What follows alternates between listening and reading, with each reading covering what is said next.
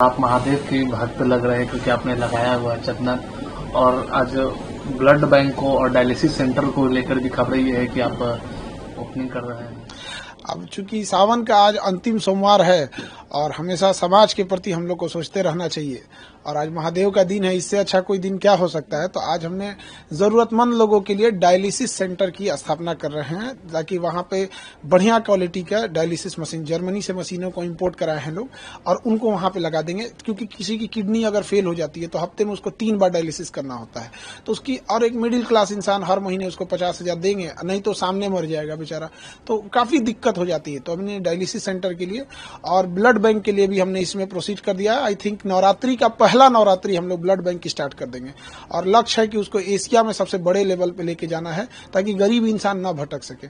और आज सोमवार है, और चूंकि हम शुरू से ही रहा है इस सब चीजों में हमारा लगाव रहा है, और इसका एक कारण भी है। एक बार क्या हुआ था, बहुत साल पहले यहाँ हम सोफा पे ही बैठे थे, और ये देखिएगा अब आपको, तो ये मेरा सोफा, इस पे हम बैठे थे और ऊपर महादेव की तस्वीर लगी हुई है। और जब बम चलाया था सब ना, तो इस दीवार के इसी सोफा के गद्दे पे लग गया था। ये वाला सोफा नहीं था वहां पे, इस पे। तभी से हमको लगा कि नहीं, महादेव हमको बहुत मानते हैं, तो इसलिए उन्हीं का दिन सबसे अच्छा लगा। तो आज ही के दिन हमने इसकी घोषणा कर दिया, और अब इसको देखते हैं कैसे महादेव ले जाते हैं आगे। खान से लगता है महादेव के भक्त हैं। हमको सबसे अच्छा जमता है सबकी रिस्पेक्ट करनी चाहिए। आपने बोला कि एशिया का नंबर 1 बनाएंगे ब्लड बैंक और डायलिसिस सेंटर। देखिए, हमको ना इसको हर डिस्ट्रिक्ट पे ले जाना है, क्योंकि गरीबी किसी एक जगह पे नहीं है। तो धीरे धीरे करके हमको हर डिस्ट्रिक्ट पे लेके जाना है। स्टार्टिंग पटना से करेंगे और उसके बाद वहां से हर डिस्ट्रिक्ट तक ले जाएंगे, और ब्लड बैंक को भी हम लोग ने लगभग हर डिस्ट्रिक्ट पे अवेलेबल कराएंगे। और खास करके अगर आप देखेंगे तो बिहार में तो अलग अलग ही है, बनारस में भी बहुत ज्यादा ब्लड का डिमांड होता है, क्योंकि बनारस के पास मेडिकल इंफ्रास्ट्रक्चर ठीक है, तो अगल बगल के लोग भी वहां जाते हैं इलाज कराने के लिए, बट वहां उनका कोई परिचित नहीं मिलता है। खास करके पटना में भी गांव से कोई आते हैं तो उनका कोई परिचित नहीं मिलता है, तो उनको ब्लड की बड़ी किल्लत हो जाती है, बेचारे रो देते हैं लोग यहाँ।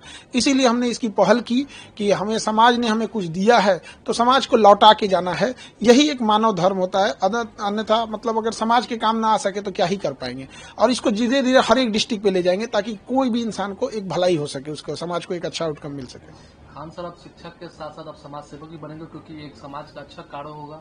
शिक्षक को हमेशा समाज को लेके ही चलना होता है, क्योंकि कहा जाता है हम शिक्षकों के बारे में कि हमारे गोद में निर्माण और विनाश दोनों पलता है। यदि हम बच्चों को अच्छी रास्ते पे दिखाएंगे तो कल को बच्चों में से भी एक लाखों बच्चे पढ़ते हैं, कोई प्रेरित होगा। तो छोटा मोटा ऐसे ही करके हम जब एक दूसरे का जब सहयोग करेंगे तो बहुत आगे जाएंगे। और सबको एक दूसरे का सहयोग करना चाहिए, क्योंकि गरीब को भी उतना ही जीने का अधिकार है जितना एक अमीर को, लेकिन वो कई बार परिस्थितियों का मारा हो जाता है, और उसके खास करके मेडिकल फील्ड में काफी भुगतना पड़ता है। तो प्रयास यही है, अगर उनको ज्यादा अगर ऐसा होगा तो इन फ्यूचर हम उन लोगों के लिए, जो मतलब गरीब, जैसे अमीर लोगों के लिए तो मेदांता है, दुनिया भर के हॉस्पिटल है, क्या कमी है, 5 स्टार होटल को आजकल हॉस्पिटल पीछे कर रहे हैं सर, बट गरीबों के लिए उनमें भी हम लोग आगे इस पे प्रयास कर रहे हैं। कैसे ये वर्क करेगा ब्लड बैंक और डायलिसिस सेंटर आम पब्लिक के लिए, कैसे वर्क करेगा? अब इसको हम लोग आज तो मतलब न्यू रख रहे हैं हम लोग इस चीज को, क्योंकि आज महादेव का दिन है, और हमको लगता है कि कोई दिक्कत नहीं आएगा, महादेव साथ है। और वर्क ऐसे ही करेगा कि जैसे कोई भी गरीब आ रहा है बाहर से, अगर उसको डायलिसिस की जरूरत रहेगी या ब्लड की जरूरत रहेगी, तो उसको किसी भी परिचय की जरूरत नहीं है, और उसके लिए पैसा बाधा नहीं बनने देंगे, यही उद्देश्य है। अब बात करें, मुख्यमंत्री नीतीश कुमार है, उन्होंने ट्वीट भी किया, आज ही ट्वीट किया है टीआरडी 4 और 5 को लेकर के डोमिसाइल नीति उसमें लागू। खान सर का क्या है उसको? देखिए, डोमिसाइल नीति लागू कर देंगे ये, और इसमें एक और चीज उन्हें करना चाहिए था सप्लीमेंट्री रिजल्ट के लिए। तो एक होता है कि बच्चों को एक उम्मीद भी थी कि मुख्यमंत्री हस्तक्षेप किए तो सप्लीमेंट्री रिजल्ट भी दे देंगे, क्योंकि बहुत सारे बच्चों का लास्ट अटेम्प्ट है, और थोड़ा बहुत मान के चलिए वैकेंसी ही है, डेट ऑफ बर्थ की वजह से अगर किसी को छांट रहे हैं तो उसको ले लेते ना चाहिए।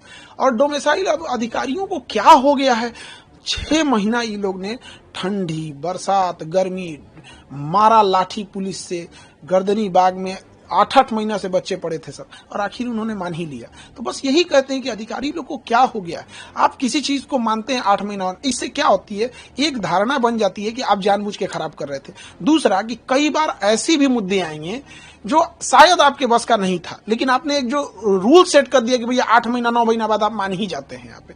तो ये सोचना चाहिए कि आपका ये हर एक डिसीजन आगे के लिए हो। लेकिन हाँ, ये बच्चों के लिए है, चाहे बच्चे जो कई समय से संघर्ष कर रहे थे, उनका ये बच्चों की जीत है। ये चुनावी साल है, तो इसलिए नीतीश जी ने भी किया है। हाँ, जो भी अब इसमें सप्लीमेंट्री भी दे देते तो बड़ा दिल से धन्यवाद करते, क्योंकि बड़ा रोते हैं सब बच्चे आके। अब बताइए 25-30 हजार की नौकरी के लिए कोई बड़े घर का बच्चा तो आएगा नहीं। तो ये सभी चीजें हैं, थोड़ा इसमें ज्यादा और सीरियस सोचना चाहिए।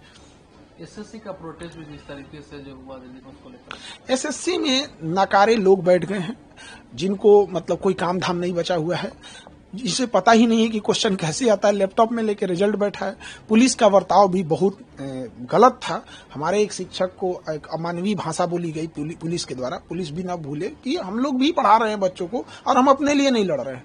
जो भी शिक्षक हैं आज भारत के एकजुट हुए हैं, अपने लिए नहीं, इन्हीं के लिए कर रहे हैं। जो संस्था ऑलरेडी ब्लैक लिस्टेड है, उसको एसएससी ने टेंडर कैसे दे दिया? मध्य प्रदेश में एडीक्यूटी को ब्लैक लिस्टेड श्रेणी में रखा जा रहा है। अब वो एडीक्यूटी यूपी और बिहार में एंट्री मारने के लिए सोच रही है, तो उसे यहां भी रोकना चाहिए और उस पर दोबारा विचार करना चाहिए कि बच्चों के भविष्य के साथ न खेले।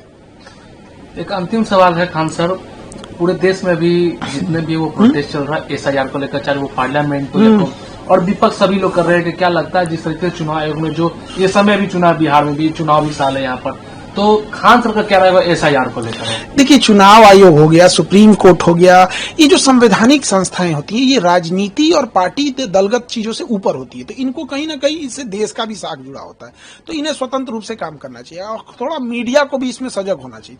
क्या है कि मीडिया चुनाव से पहले ओपिनियन पोल दिखाने लगती है, तो आप जब 2 महीने से किसी चीज को दिखा रहे हैं कि ये जीतेगा, ये जीतेगा, ये जीतेगा, फिर चुनाव के दिन अगले दिन एग्जिट पोल दिखाने लगते हैं, फिर अगले दिन विश्लेषण करने लगते हैं। अब एक जो इंसान, एक साधारण इंसान घर में टीवी पे देख रहा है 2 महीने से फलाना पार्टी जीतने वाली है, जीतने वाली है, अचानक जब कोई दूसरी जीतेगी तो क्या बोलेगा? तो एक चुनाव आयोग पे इस पे रोक लगाना चाहिए कि भाई आप क्यों एग्जिट पोल दिखाएंगे, वो तो अपना ही रिजल्ट दे देगा यहाँ। दूसरी कि चुनाव आयोग को हमेशा देश के प्रति सोचे, और अगर कोई भी एक व्यक्ति छूट रहा है तो ना छूटे यहाँ पर। हाँ, जो इलीगल है वो बचना भी नहीं चाहिए, और जो योग्य है उसका नहीं करना चाहिए। अब चूंकि बिहार में ये समस्या इसलिए हो जाती है कि यहाँ पे बहुत सारे मजदूर पलायन किए हैं रोजगार के लिए, तो वो इतना जल्दी आ नहीं पाते हैं, तो ये एक बड़ी समस्या है। इस पे हमको लगता है चुनाव आयोग और सुप्रीम कोर्ट जो भी हो, इसे अच्छे से इसे फाइनल कर लेंगे लोग। 65 लाख लोगों का बिहार में कटा है, वोटर लिस्ट से नाम कटा है। देखिए, ये वो लोग भी हो सकते हैं, इसमें मिलाना पड़ेगा कि वो 65 लाख लोग क्या पिछली बार वोट दिए थे लोकसभा में, तो ये भी तो एक चुनाव आयोग पे भी और एक भारत की छवि पे भी जाएगा कि आप एक इलेक्शन में उनसे वोट डलवा रहे हैं, एक इलेक्शन में कटवा रहे हैं। तो इसमें ये बात राजनीति और ये सब चीजों की नहीं है। एक वर्ल्ड हमें किस नजर से देखेगा, फिर हमारी रैंकिंग लोकतंत्र में कहाँ जाएगी। तो हमेशा ऐसा स्टेप होना चाहिए कि देश सर्वोपरि होनी चाहिए, राजनीति दल ये बाद की चीजें हैं, देश रहेगा तो सब रहेंगे। तो ये बड़ी जिम्मेदारी आती है, खास करके सुप्रीम कोर्ट, चुनाव आयोग जैसे निष्पक्ष संस्थाओं की ये जिम्मेदारी बन जाती है।